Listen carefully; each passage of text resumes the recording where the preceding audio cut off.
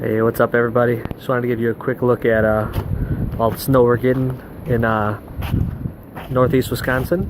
Got about 8 to 15 inches. We got about 8 to 10 inches last night. We're supposed to have another 8 to 15 inches tomorrow on Sunday. So, not good weather for mid-April. Masters was last weekend. Usually golfing this time of year by now. And we're going to have to deal with about 2 feet of snow. Not cool. I think the birds are going to fly back south. Alright guys, just wanted to give you a quick video.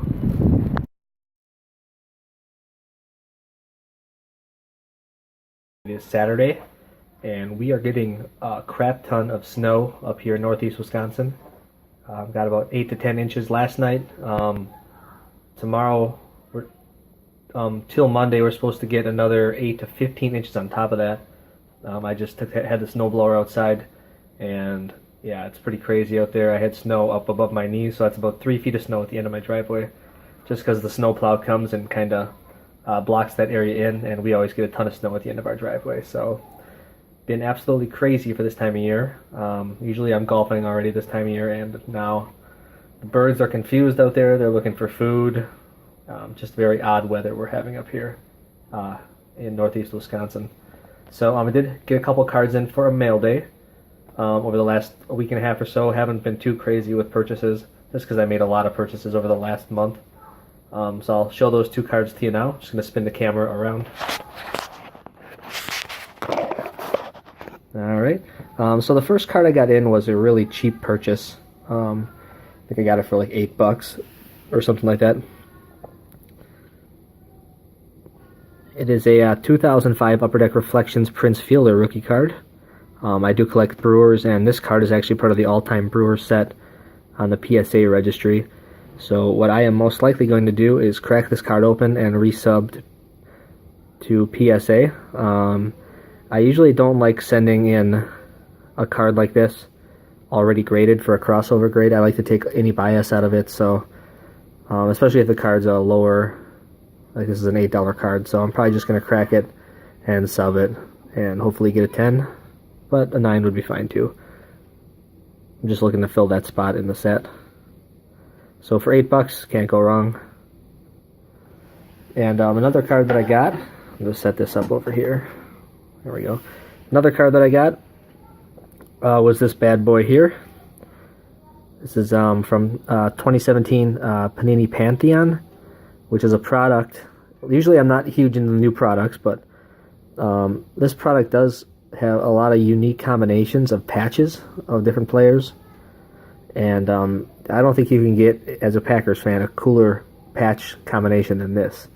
You've got Bart Starr, Brett Favre, Aaron Rodgers, and Reggie White, arguably the 4 most notable players in Packers history.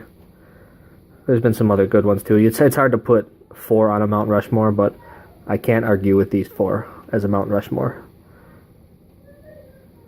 3 out of the 4 have their numbers retired for the Packers already. The other 3 that are not on here are Don Hudson, Tony Canadeo, and Ray Nitschke. But you can only fit so many people on a card.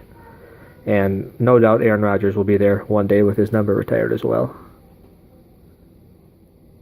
So a pretty cool card, and I know this has been a contention lately and on some other videos of people I've been watching. I know BurtCat8, Joe just had a video raving about this.